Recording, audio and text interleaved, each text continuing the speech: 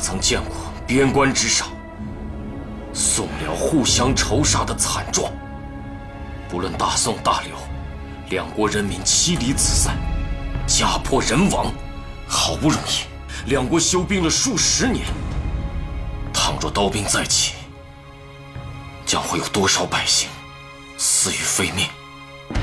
善哉善哉，萧居士宅心仁厚，以天下苍生为念，当真是菩萨心肠啊！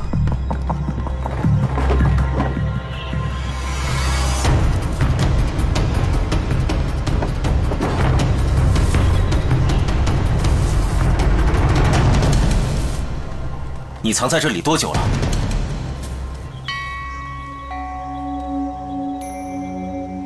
哦，我也记不清楚了。这位萧老居士最初来看经时，我也来了10多年了。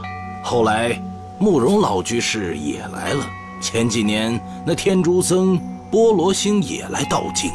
嗨，你来我去的，弄得经阁的经书乱七八糟。那我怎么从未见过你呀？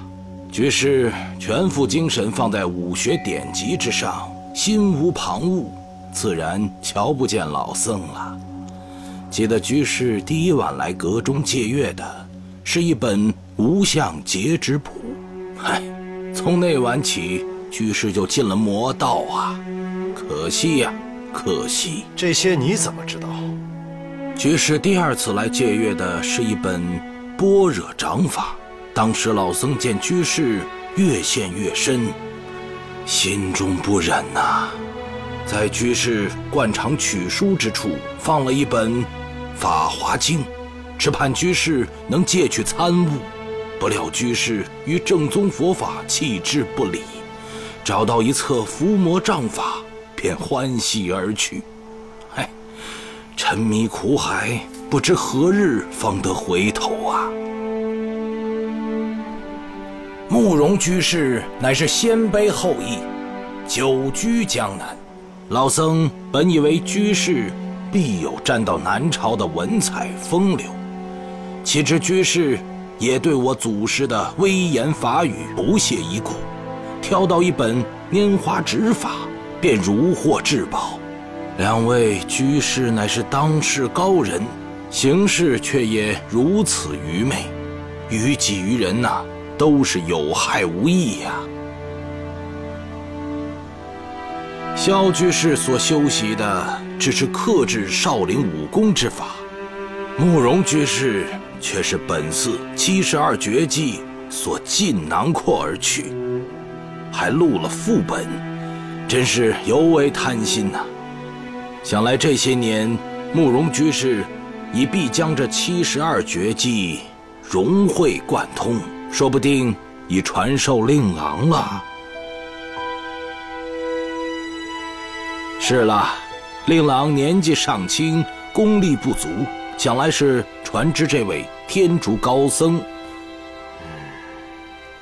鸠摩智大师，你全然错了，次序颠倒，大难已在旦夕之间。什么次序颠倒？大难就在旦夕之间。这位老僧说话，未免也太危言耸听了吧？不是危言耸听啊，国师，请你将《易筋经》还给我吧。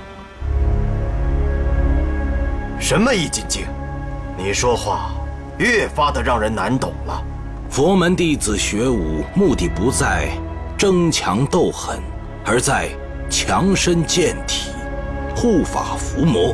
倘若不以佛学为基，则练武之时必定伤及自身，功夫练得越深，自身伤得越重。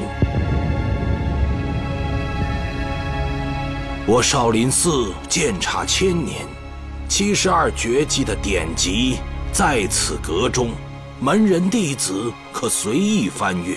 可古往今来，为何只有达摩祖师一人身兼诸门绝技？这是宝刹内部的事情，外人如何得知呢？本寺72项绝技，每项都凶狠凌厉，均需有相应的慈悲佛法为之化解。只有佛法越高，慈悲之念越盛，武功绝技才能练得越多。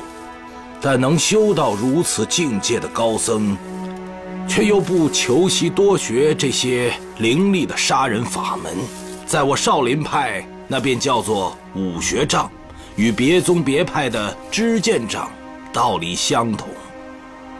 本寺之中自然也有人佛法修为不足，却要强学上乘武功的，但练将下去，不是走火入魔，便是内伤难愈。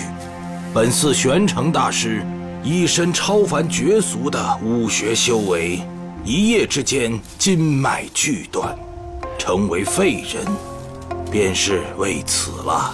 看来少林寺是无人了，竟找来这个扫地的老僧，在这里胡言乱语，妖言惑众。你当我鸠摩智是3岁小孩容易哄骗吗？你说少林寺72绝学不可尽学，那我为何学会了？我为何没有经脉齐断，成为废人？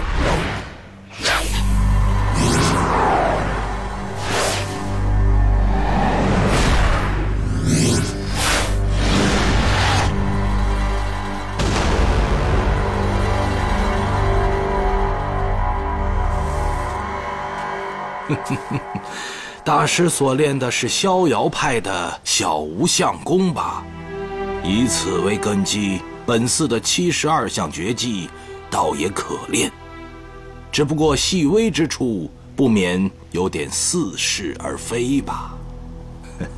明王若是只修72项绝技使用之法，一时还不至于危及本源。可是明王此刻成气学上色现朱红，闻香学上隐隐有紫气透出，显明王在练过少林72项绝技之后，又去强练本寺内功易筋经。